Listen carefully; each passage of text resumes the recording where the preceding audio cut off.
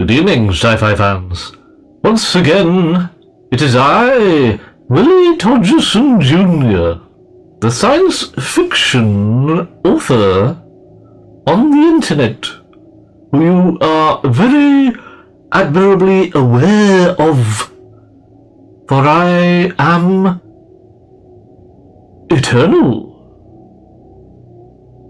Now, today, it will be another day of showing you a load of books of the science fictional variety which I have purchased from many shops in many locations in the United Kingdom of Great Britain. Now first I did go to the Scottish town of Wigtown, which is, as you know, being human beings who enjoy to read books. It is the international town of books in Scotland, the Scottish book town of bookish books. And I did go into several shops in the town, and I bought many books for many pound coins. The first shop in the location of Wigtown, which I did visit in a car, was the bookshop. A very original name for a bookshop, I think you may agree, and not contrived at all. The first book, of course, was Cirque or Cirque by Terry Carr, the automobile inventor. And this book is about the future of the human race.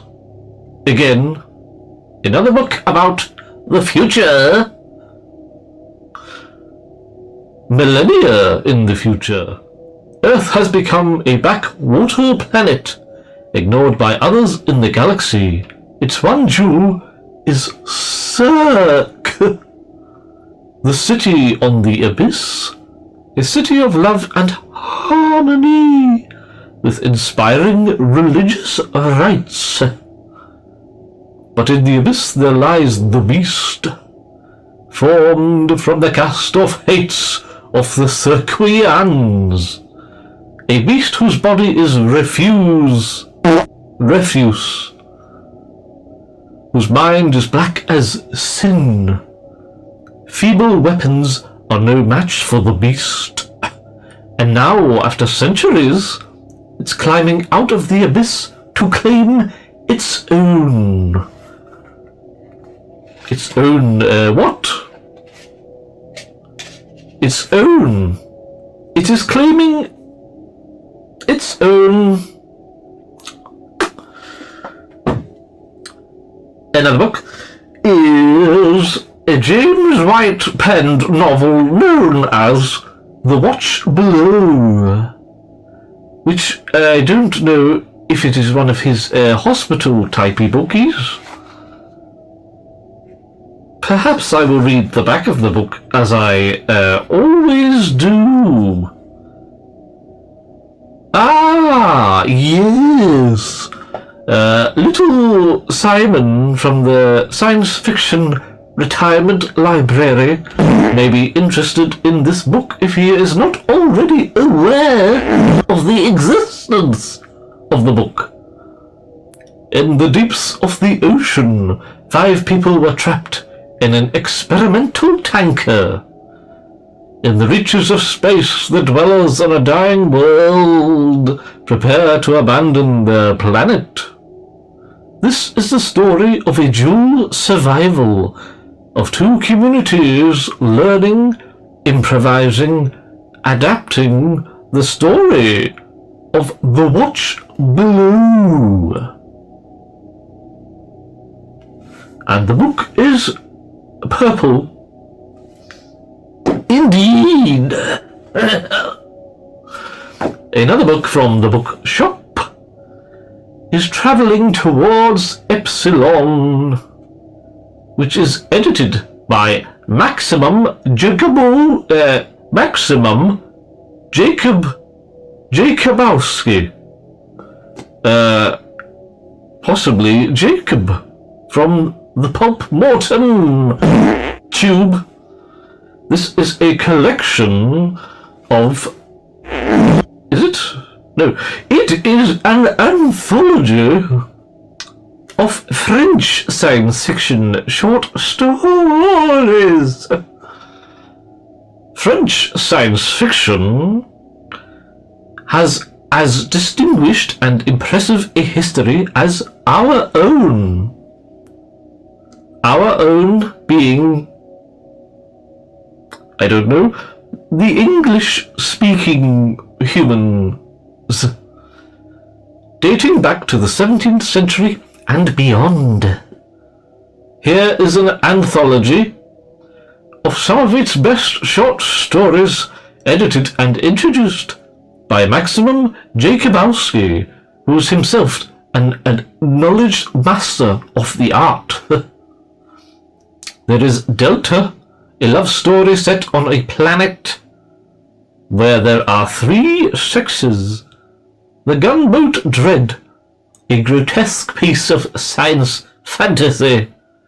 How's Business, the story of an interplanetary soap company. And several others. Maybe I will read such a book when I have run out of things to write. Another book appears to be a scary type book by William Willie Hallahan.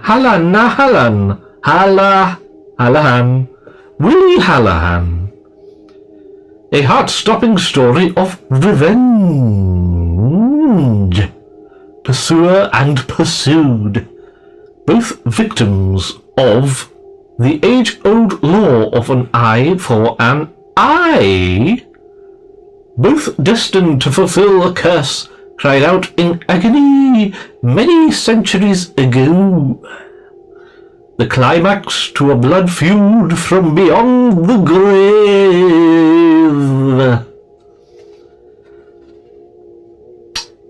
And it was £2.50.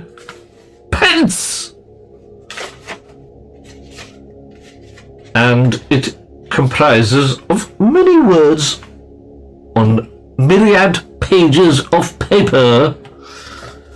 And another book is L. Spragg de Camp's book, The Glory That Was, with an introduction by Robert Heinlein.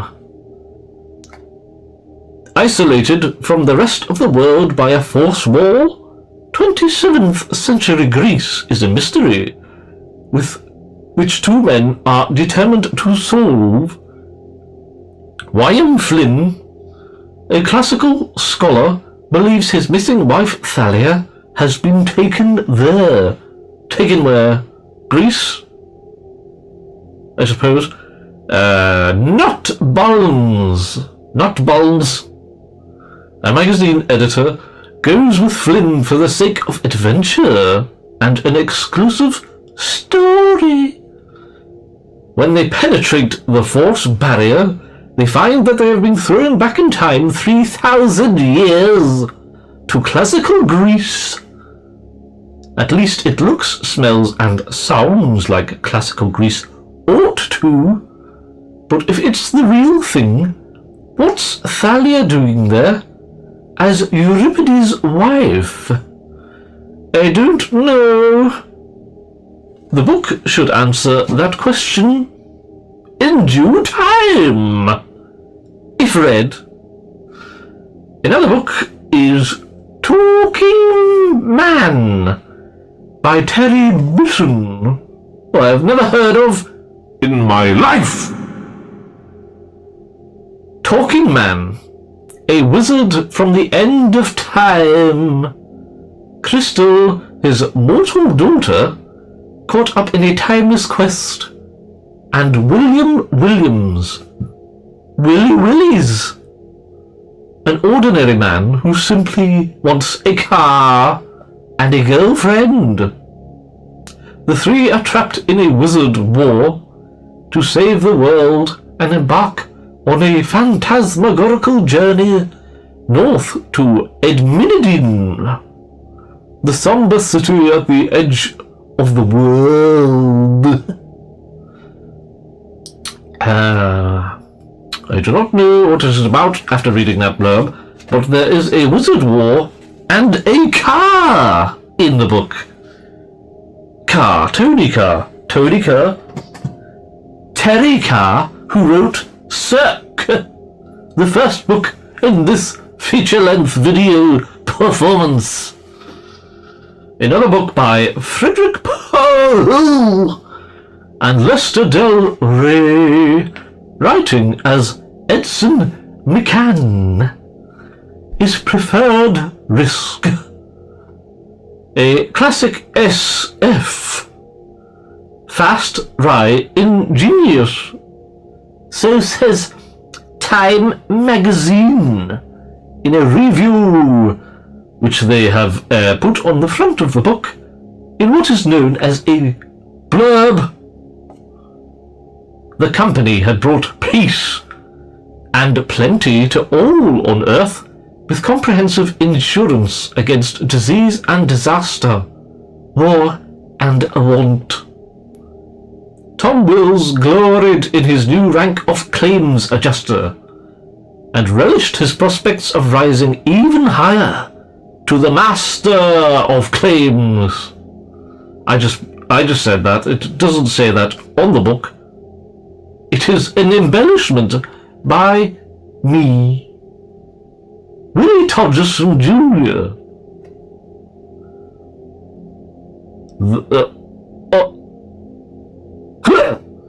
But then he met Rena, an enchanting young woman who turned out to be an uninsurable and involved in a conspiracy against the company to boot. What a terrible person. Uninsurable. They may as well be dead. Another book from the book shop in Wigtown is Edgar Pangborn's A Mirror for Observers. A book with a mirror on the front of the book, hence the title. And this is a book about the Martians, long exiled from their home planet, have for millennia been observers of the world of men.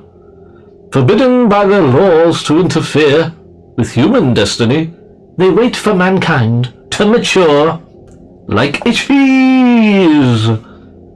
From the turmoil of mid-20th century America, word comes to the observers that one of the renegades is hoping to encourage humanity in its headlong rush to self-destruction through the corruption of a single rare intellect.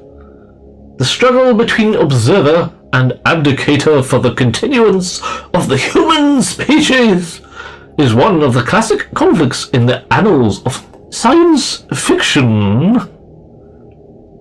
And I have not read it yet, for I have just purchased it, but it is a very shiny book with no dings or dongs.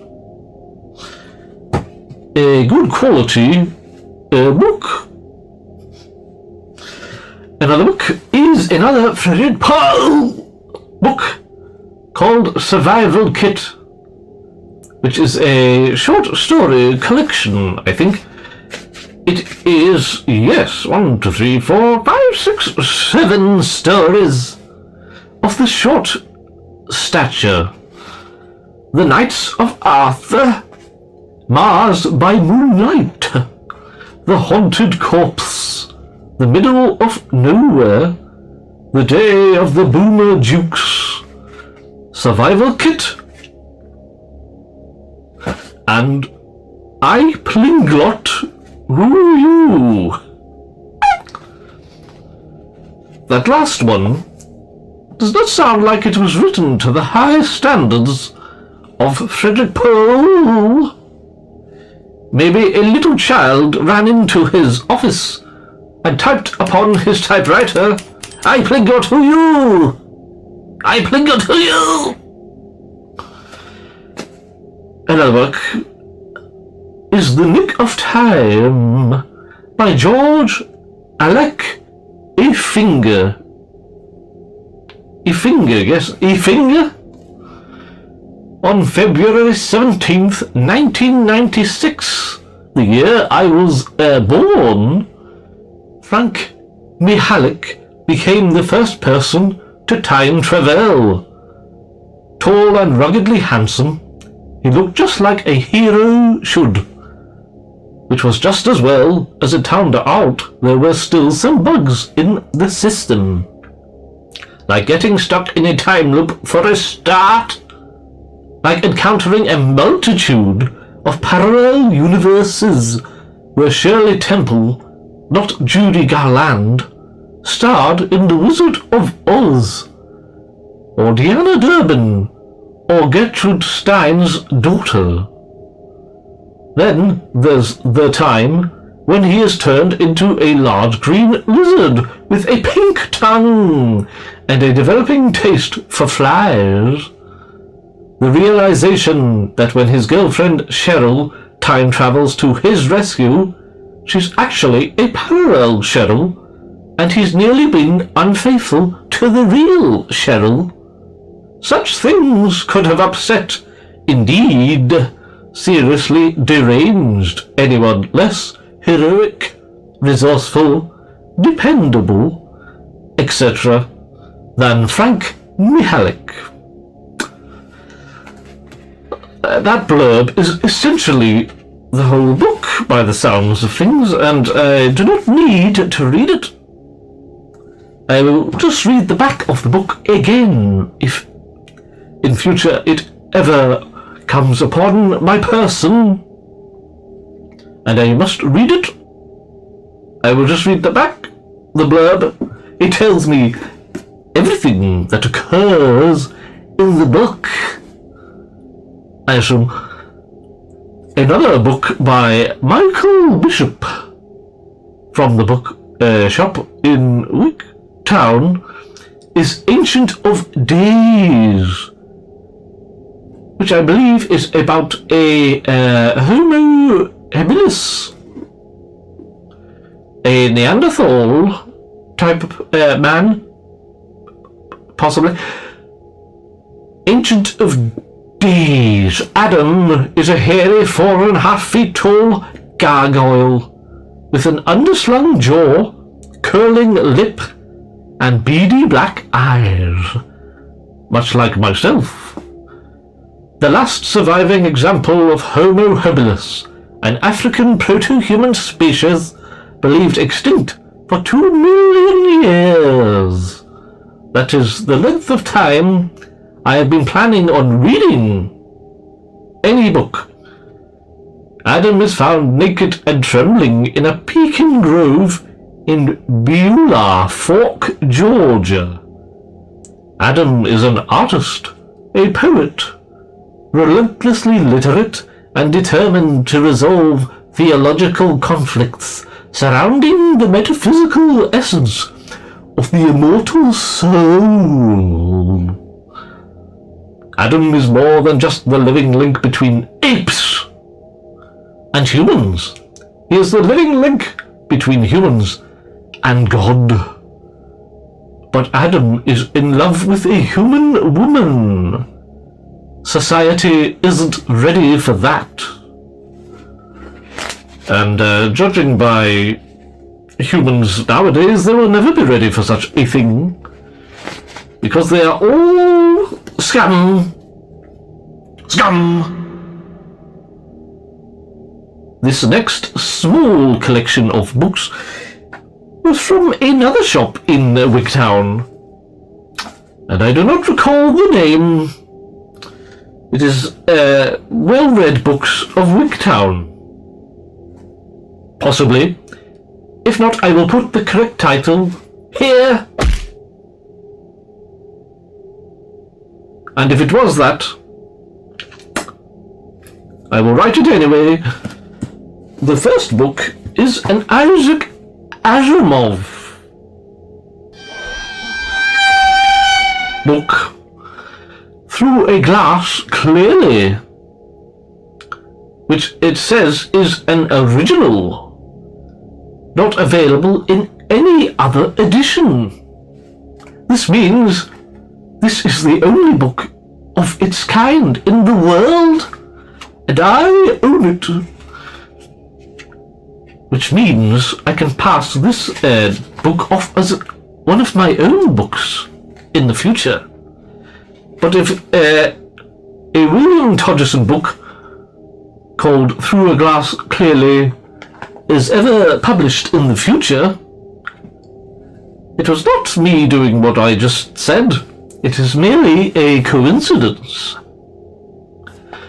Another book, which has a very oddly covered cover, is One by One by Penelope Gilliatt. And the Sunday Times says, very frightening indeed. A city torn apart by madness, fear, savagery, and disillusion. 300 years after the Black Death, London is once again an isolated, panic-stricken city of the dying and the dead. In the grip of a fearsome plague that has killed 10,000 people by the third week of August. That is my birthday. I know what I'm getting for my birthday. A Plague of Death. Another book is a John Wyndham storybook. I think it is 3 books. Exiles on Asperus, No Place Like Earth, and The Venus Adventure. About Venus Adventure, presumably. Exiles on Asperus is the sinister story of an interplanetary trip in the course of which man's astonishing ability to adapt to his environment begins to work against him. The Venus Adventure is the human and gripping adventure of an exploratory mission into an alien world where 2 races exist side by side. One has tamed and civilized its environment, but the other has sunk to the level of the animals and beyond. And there is the other story, which I have just recalled, No Place Like Earth. The decision was a difficult one. Remain at peace on Mars, or migrate to Venus and rebuild Earth's lost heritage. But either way, the outcome would be momentous. I have no idea what that means. And the last book from that particular shop was This Strange Tomorrow by Frank Belknap Long, or Longe, or Longes. A journey of 1 billion lifetimes. There were 72 passengers crowded into the metal-walled cabin of the supersonic spacecraft. That is too many. With no assurance they would ever see Earth again, and fear was contagious. Suddenly the blood rushed so swiftly to Ralph Sanford's brain that his eyes went out of focus, and all was a great indistinct blur. But Helen Arcularis remained steadfast. Her vision was of other worlds. She must have gone into a time, a parallel universe, a portal hole to another world. Another shop in Wigtown, which I've forgotten the name of, because my brain is so vast that the names of things just fall out. I have so many stories of science fiction floating within my brain that I do not recall the names of anything at all. Not even myself.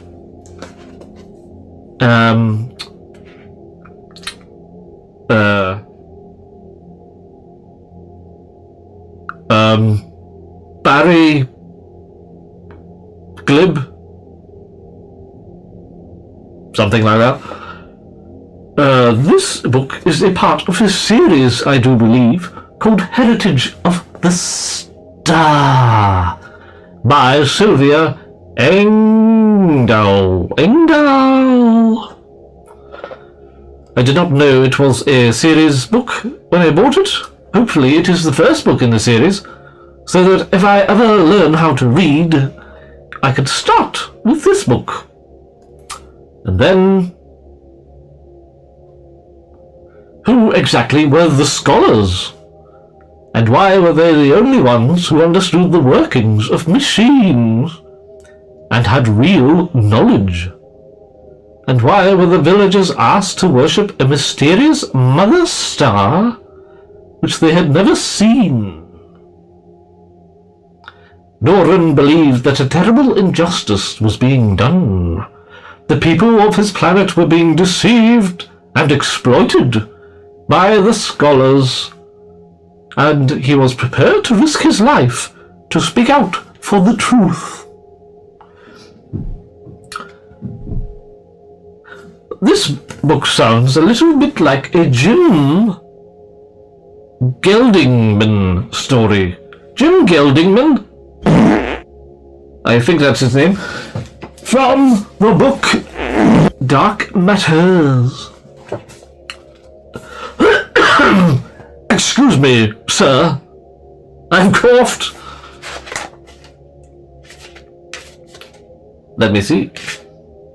The Children of Trappist 5. Sounds a little bit like that book. Not that I am suggesting any foul play has occurred. It is just a thing that I did notice when reading the blurb. Another book bought from the same shop is more of a children's sort of scary book. I think it is called A Whisper in the Night by Joan Aiken. Above the water floated the teasing mirage, the incredible creation half concealed by drifting wreaths of sea fog. Can you see anything? The blind old man asked anxiously. Can you hear anything? Here are 13 stories. Oh, stories.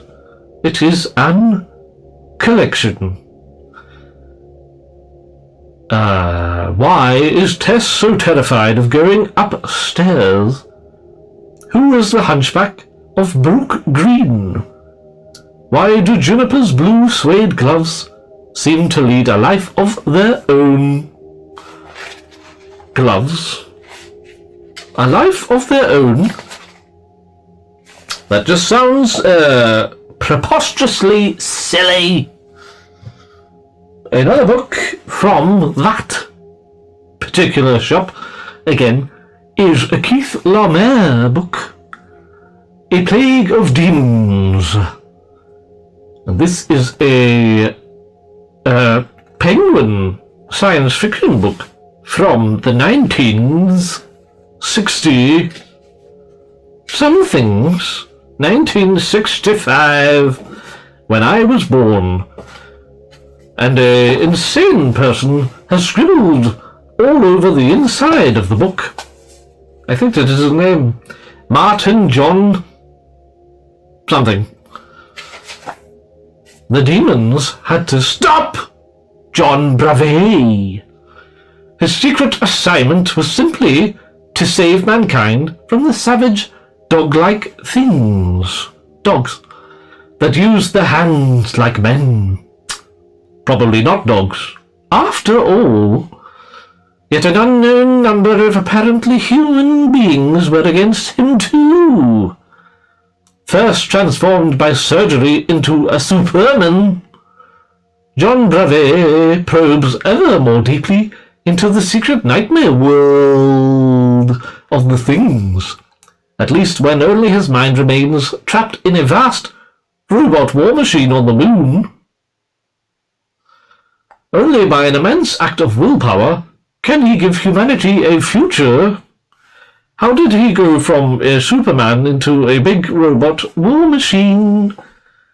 I believe that will be detailed inside the book pages.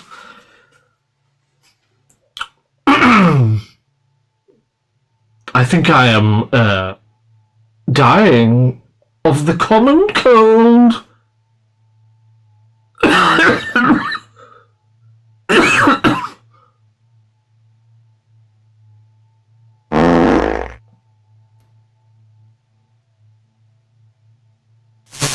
Another book is The Continuous Catherine Morton-Hoe by D.G. Compton. D.G. Compton.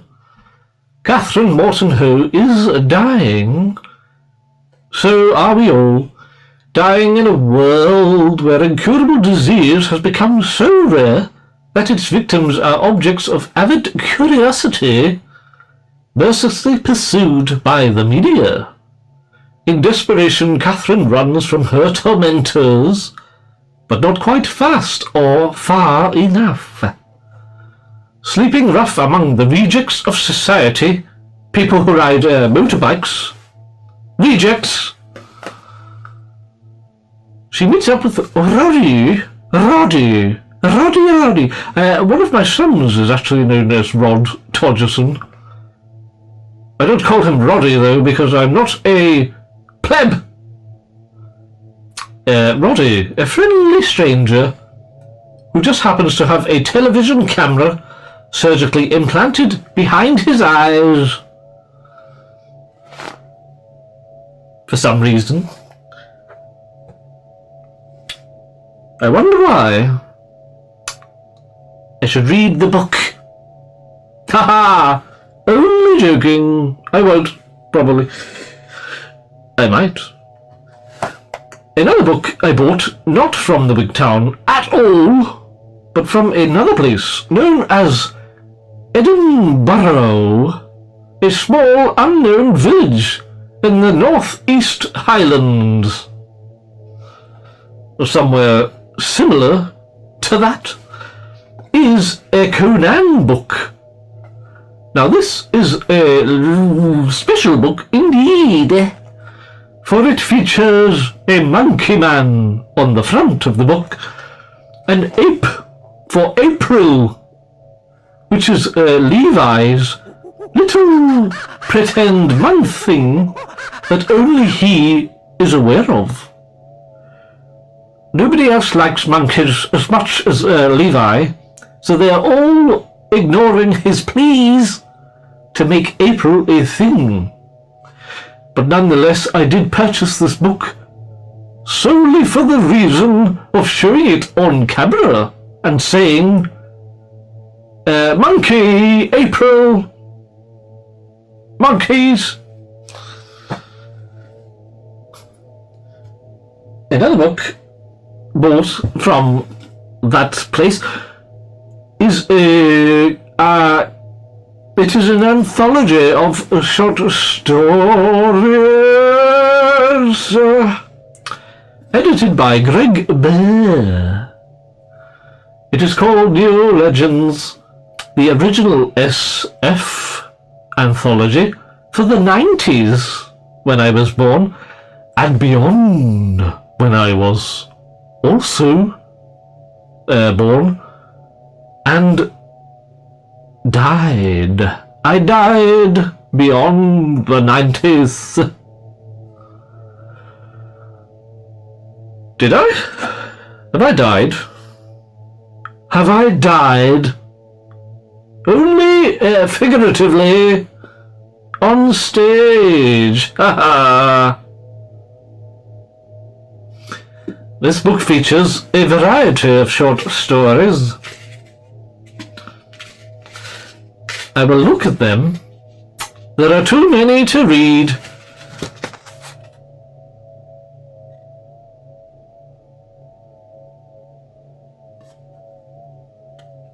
Can you see them? I don't know.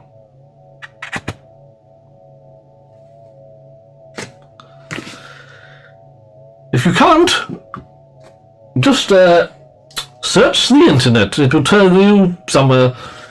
Another book is a collection of 3 books by Harry Harrison, and they are 3 stainless steel rat books. I have a couple of these books, not these particular books, of course, because that would be preposterously silly to buy the same book more than once. They are the stainless statty ratty, stainless steel rat saves the world. The stainless steel rat for president. You would be a better president than the current president. I hope you have enjoyed my satirical satire. And finally, The Stainless Steel Rat's Revenge, which is a paperback book published by Sphere, the company known for publishing science fiction books. Again, I have bought 3 Paul Anderson books, and they do make a lovely set, if I do say so myself. That is The Long Way Home, Trader to the Stars, and Time and Stars. And they do look very shiny.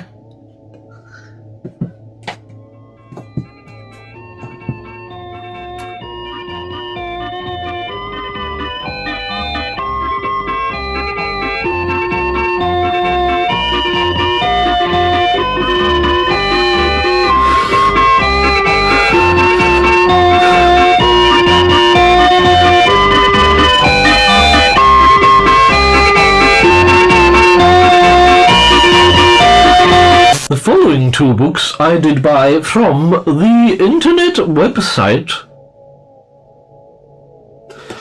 The first of such books is this book by John Chapman called Raining Sushi and Donuts. Now this is a departure for myself, as it is a non-fictional book by John Chapman, who is Jim Geldingman from News from the Gelding, and it is about his trip around the Japanese country of Japan on a bike, and it is filled with very amusing images indeed of a little boy riding a tricycle, a 2-wheeled tricycle, predominantly known as a bicycle. And maybe I will read that book. It should be an easy read because it is things that actually occurred in reality, and therefore the words will all be small. Another book from the internet site is this Stanislaw Lem collection of 3 books. The 3 books included in the collection are Solaris, The Chain of Chance, and A Perfect Vacuum. Now, I did buy this book because I wish to read Solaris at some point before I pass away. And it made sense to buy one with 2 other books in it, so that I had more reading material to read. Now, this next pile of books, I think, yes, they were all bought today in the town of Durham, which is in a foreign land known as England. A foul place filled with demons of a heretical nature. The first book I purchased was a Harlan Ellison short story collection from the land of fear, featuring 11, I think, short stories. There is no table of contents, though, so you will just have to take my word for it. There is, however, an advertisement for many cigarettes contained in a little box, which is how people used to entertain themselves before books were invented. Another book I bought was this The Mesmerist book, which again is another sort of a scary book, which I seem to be purchasing more of. I don't know why. I should be leaving this sort of thing to my good friend, authorman Sebastian Imperius. He likes the scariest books ever made, like the Goosebumps series by R.L. Steinman. Now, this book is by New English Library, published by those New English libraries.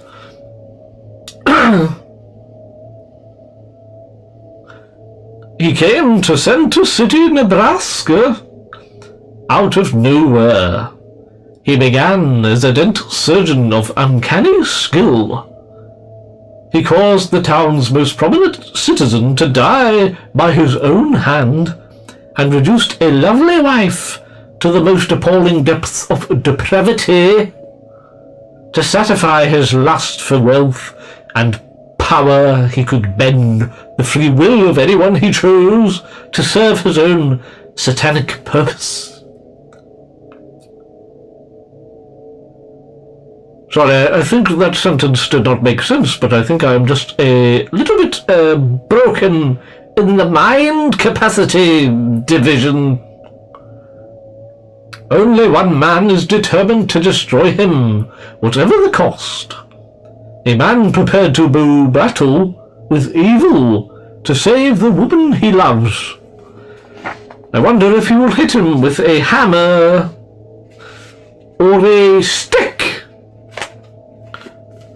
I find it is most effective to batter people with hammers when they are doing unquestionably evil things.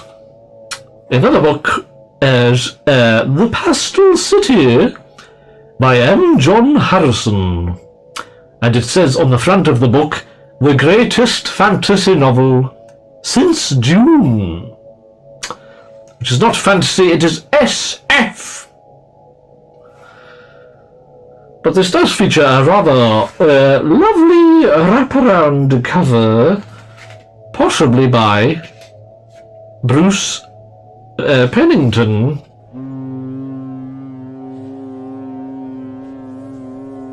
Or whatever his name is. Is it Bruce Pennington?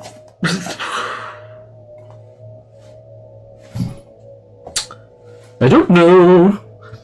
Now, this next book is another scary book, but is more of a Nick from the Book Graveyard type book.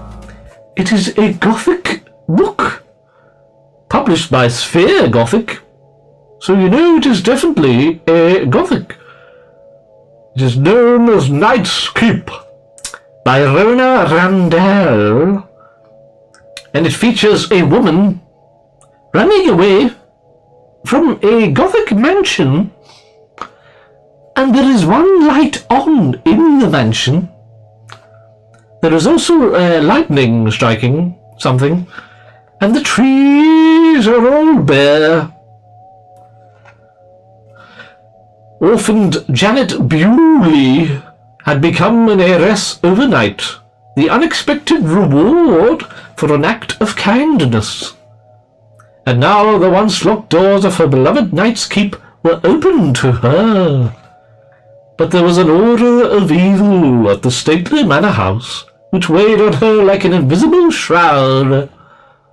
She wondered about Lord Ashford, her enigmatic, strangely attractive host, and about the sad dead girl whose ghost still hovered over the keep. And then Janet read the ancient family motto, and knew that the final act was yet to be played. It does not detail the family motto on the back of the book, so you must read the entire novel to find out the secret of the family motto. It is probably do not have sex with a ghost, or something similar to that. A Robert Silverberg book now is in my hand. It is Tower of Glass by Robert Silverberg. Simon Krug's obsession is to see a tower built 1 kilometer high that will reach out to answer the voice from space. The androids are his tools, superb, man-like creations of man. The androids take Krug for their god, and seek to become one with flesh and blood mankind through his wisdom. But Krug is not God, and it takes a god to control the terrible emotions Krug has stirred. Does that mean there is just a god who is hanging about, waiting for men to think they're God? And then he is going, no, I am God, not you with your big tower. My tower is bigger, for I am the real God. I do believe that probably will be how the book goes. If you have read the book, tell me if that exact exchange is within the pages of said book. Another book is The Thirst Quenchers by Rick Raphael, who I believe is one of the Teenage Mutant Ninja Turtles, which would explain the green hue of the book. Indeed! It is a collection of short stories. I will read the titles aloud.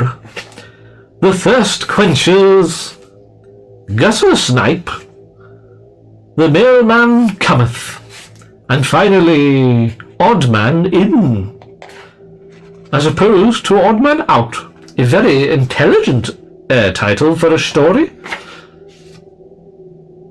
Probably. Another Silverberg book is next in the pile, and it is this one in my hand, To Open the Sky. Indeed. Earth's wildly overpopulated surface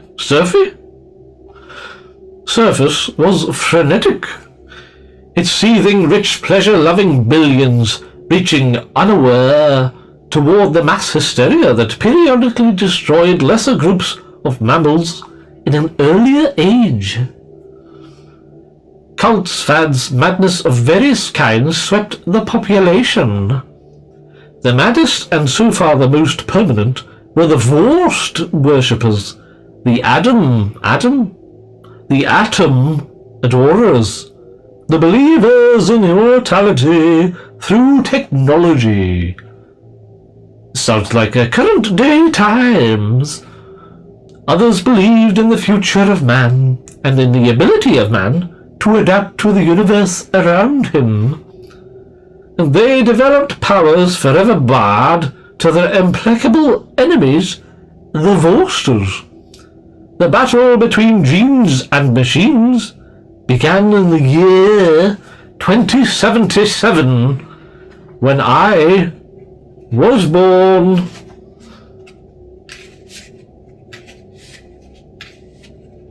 Part 1, Blue Fire 2077. The electromagnetic litany stations of the spectrum. I will now read the entire book aloud. And there is light before and beyond our vision, for which we give thanks, and there is heat, for which we are humble, and there is power, for which we count ourselves blessed. Blessed be Dubama, who gave us our wavelengths. Blessed be Moore, who brought us understanding. Blessed be Lyman, who saw beyond sight. I can't be bothered. I'll do it later. In other two books in this livery is a logical magician and a calculated magic.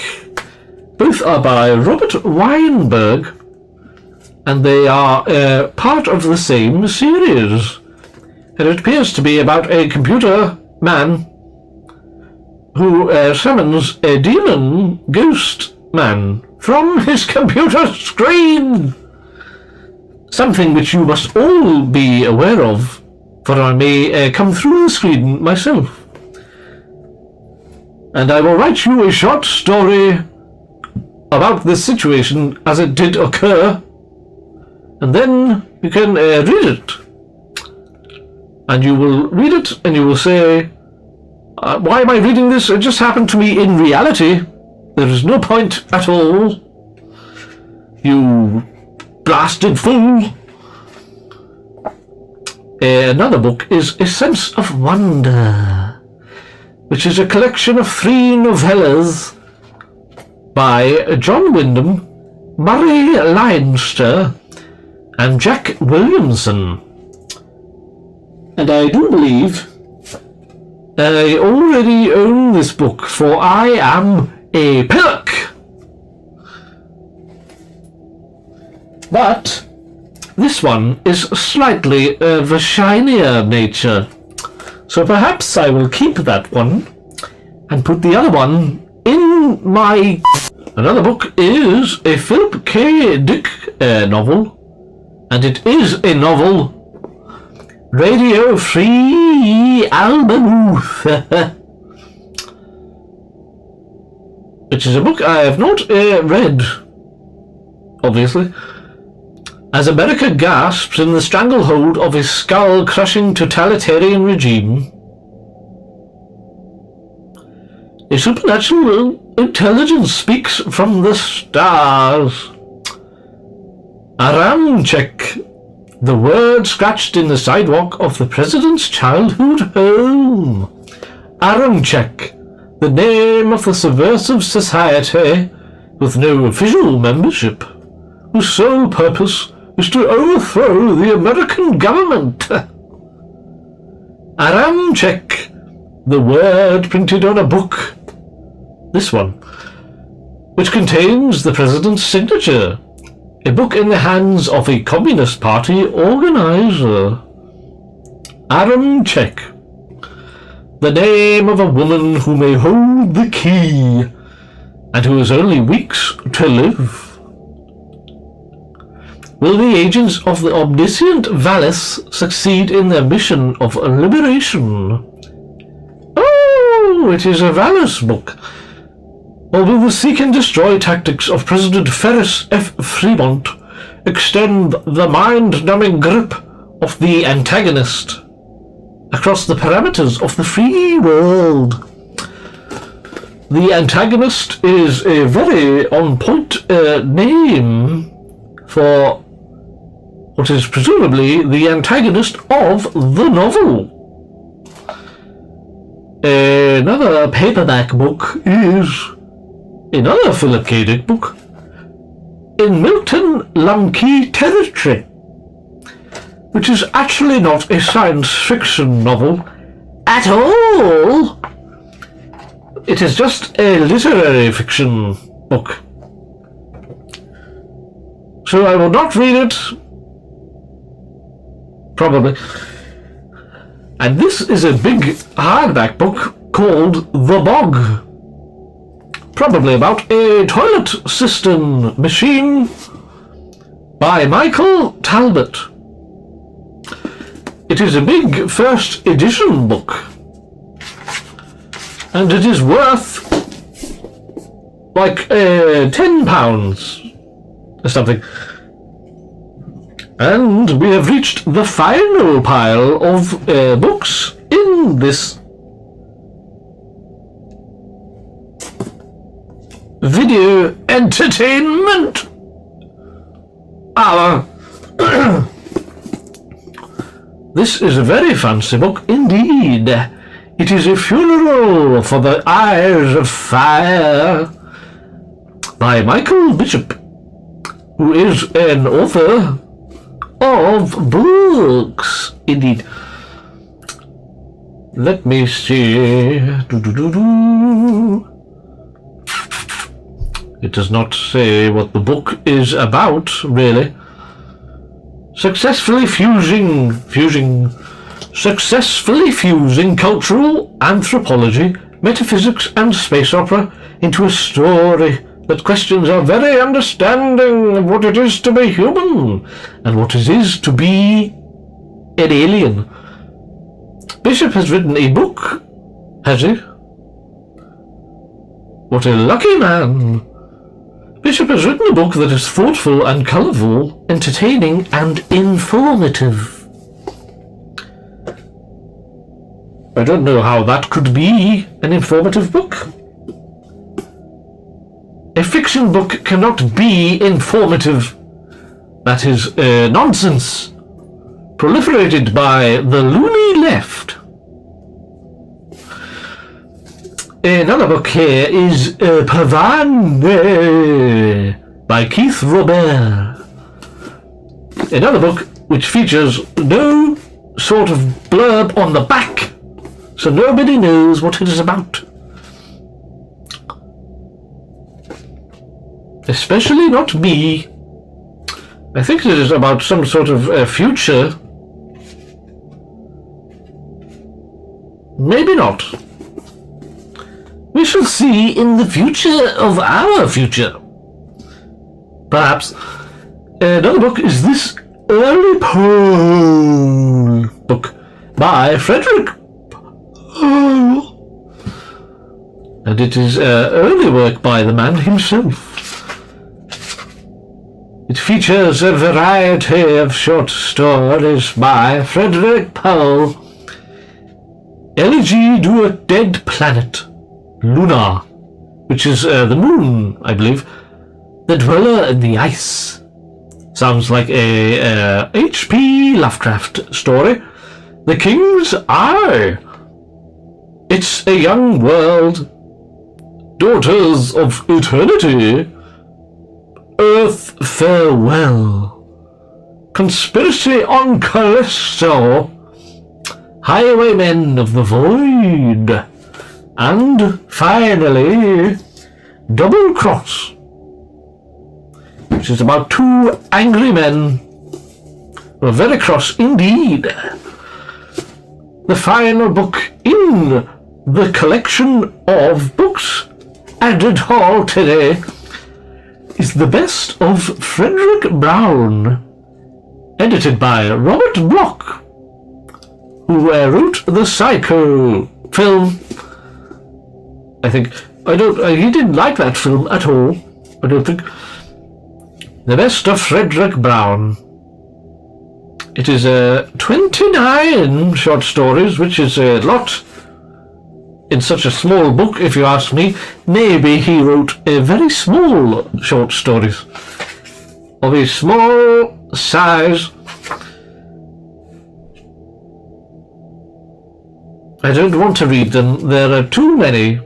But the cover features a big ape-type man hugging another man to death, which is always an enjoyable occurrence for the ape, not the man. He dies. I think that is all the books purchased by me in the past several weeks.